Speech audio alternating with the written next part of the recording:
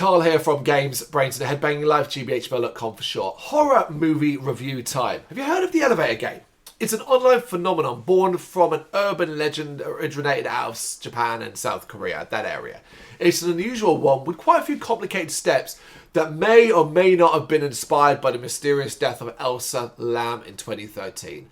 This was a woman staying at the Cecil Hotel in downtown LA, seen on CCTV behaving erratically in an elevator before disappearing.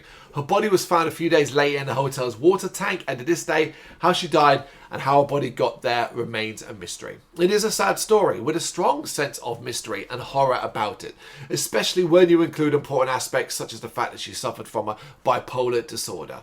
Unsurprisingly, the story and subsequent investigations have created a legend and been immortalized in media ever since. Her story, particularly the video footage of her time in the elevator, is what really connects to the creepypasta, as it's been suggested by the world of online internet people, that she might have been playing the elevator game and failed to follow one of the most important rules. So, what is the elevator game? Essentially, it's a step-by-step guide to find a way to the other side. A step-by-step guide that involves you travelling to specific floors in a specific order without stepping out, resulting in a final stop to somewhere unknown, which is spooky enough. Until you factor in the woman who may or may not join you at a certain point. Should she come aboard, do not interact with her in any way, it won't end well. And this is all the basis for director Rebecca McKendry's Elevator Game, a horror film based on that urban legend and written by David Ian McKendry and Travis Seppala. It stars Gina Anania, Megan Best, Alec Carlos, Nazari Demakowicz, Samantha Hallis, Madison McIsaac, Verity Marks and Liam Stewart Canagan. Now, following an open that shows an unfortunate woman falling prey to the supernatural horror behind the game, we start with one of those. The film introduces a bunch of streamers who are struggling to keep viewers engaged in their content about paranormal investigations into legends.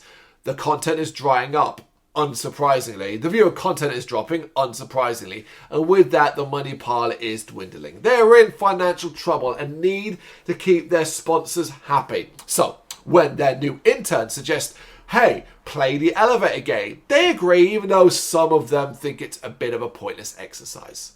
Happily though, this intern, Ryan, knows exactly where they can find an elevator with the required number of floors that will offer them just enough privacy needed to film the content for their show.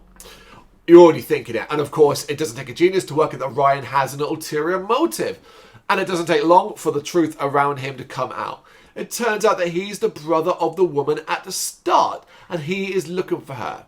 So you might be thinking, well, how does that involve this bunch of streamers? Well, one of them slept with her. She was also underage and promised to play the elevator game with her before ghosting her.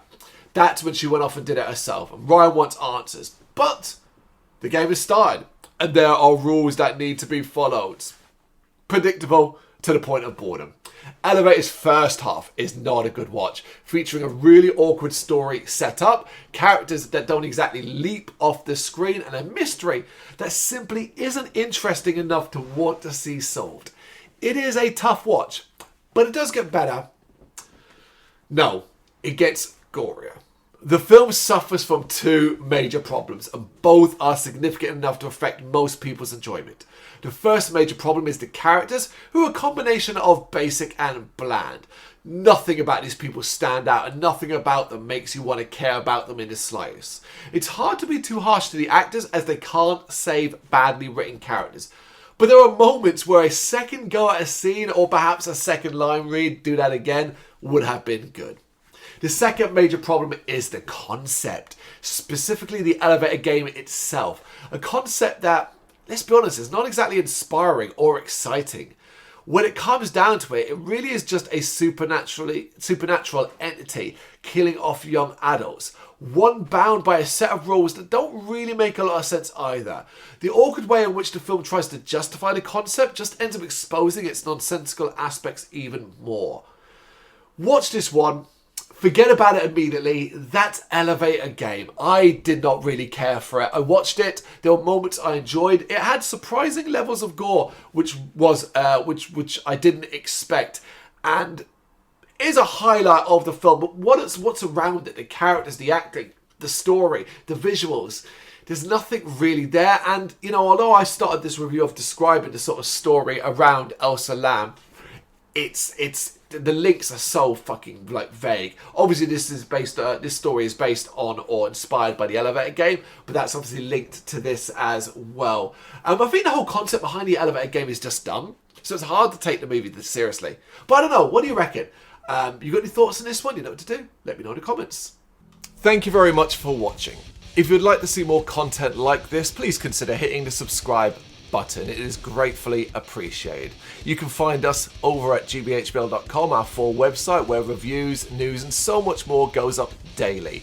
We're also on all social media platforms: Facebook, Instagram, Twitter, Threads, at gbhbl. Just search for gbhbl and you will find us out there. We also have merchandise on sale. You can access the shop via the website.